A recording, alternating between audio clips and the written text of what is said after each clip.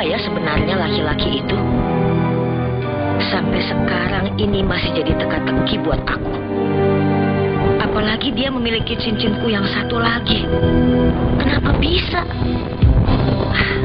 Delvin kan kenal sama dia. Mungkin aku bisa tanya-tanya soal orang itu ke Delvin.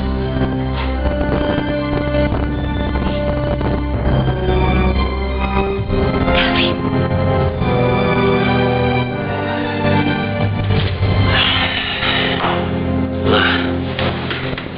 Sekarang kan Mama udah agak sehatan. Aku mau nanya sesuatu sama Mama.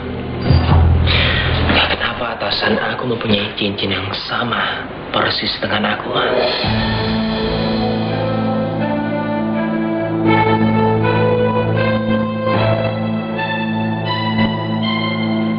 Davin, kenapa kamu tiba-tiba tanya soal cincin itu?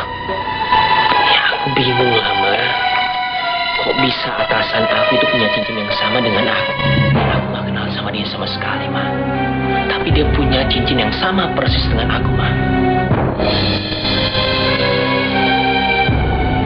Dan waktu atasan aku menginap ke rumah, dia menemukan faktor pemesanan cincin dan itu terlihat ada 2 cincin.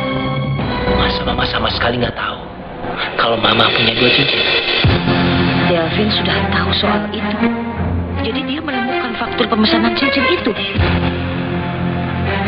Mama sama sekali nggak mungkin. Kalau Mama nggak tahu soal cincin itu, Ma, karena itu ditemuin di lemari Mama. Lemari Mama sendiri. Aku ngeliat, Ma. Aku memang mau tahu soal pemilik cincin itu. Tapi rasanya aku nggak sanggup menceritakan semuanya pada Delvin.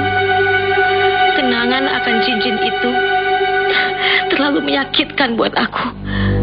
Karena membuat aku teringat lagi sama pengkhianatan Ardi dan anakku yang sudah meninggal.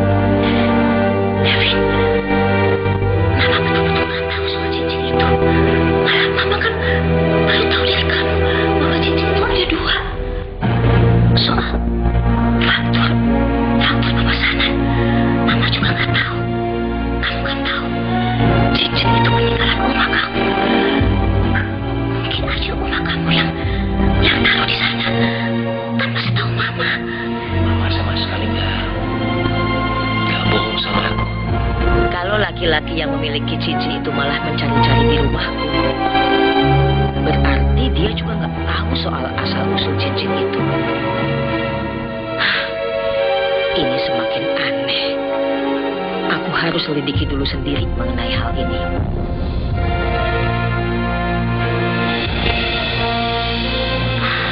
Mbak Diana, saya sampai kaget, Mbak. Ada apa Mbak tiba-tiba datang ke sini? Ini mengenai Akbar Parudi. Ada apa dengan Akbar, Mbak? Saya minta Parudi menyuruh Akbar untuk meninggalkan Jakarta. Mbak Diana, saya betul-betul minta maaf karena saya tidak bisa memenuhi permintaan Mbak. Mbak tahu sendiri kan situasinya. Lagi pula, Akbar pasti merasa bingung kalau tiba-tiba saya suruh dia pergi. Selama ini saya yang suruh dia kerja di sini, Mbak. Tapi Pak Rudi, saya tidak akan bisa tenang kalau Akbar ada di sini. Jadi saya mohon Pak Rudi mengikuti permintaan saya. Ya, anggap aja ini sebagai permintaan almarhumah ibu saya.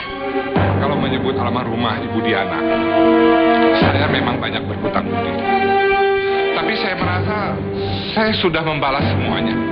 Waktu saya menerima tugas itu dari almarhum untuk membawa pergi dan merawat putra dari Ibu Farah, Akbar itu. Jadi sekali lagi saya tegaskan, saya nggak bisa bawa Akbar pergi dari sini. Yang bisa saya lakukan hanya tidak menceritakan hal yang sebenarnya pada Akbar.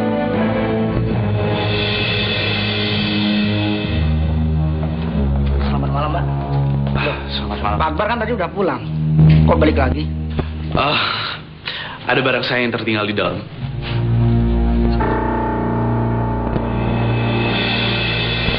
Papa lagi ngomong sama siapa? Siapa orang itu? Ya, apa boleh buat kalau Pak Rudi nggak bisa mengikuti permintaan saya.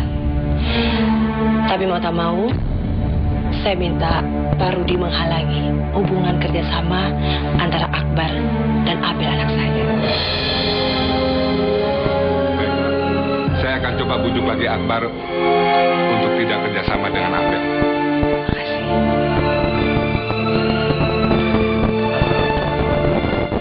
Maaf, kalau boleh saya tahu, ibu ini siapa ya?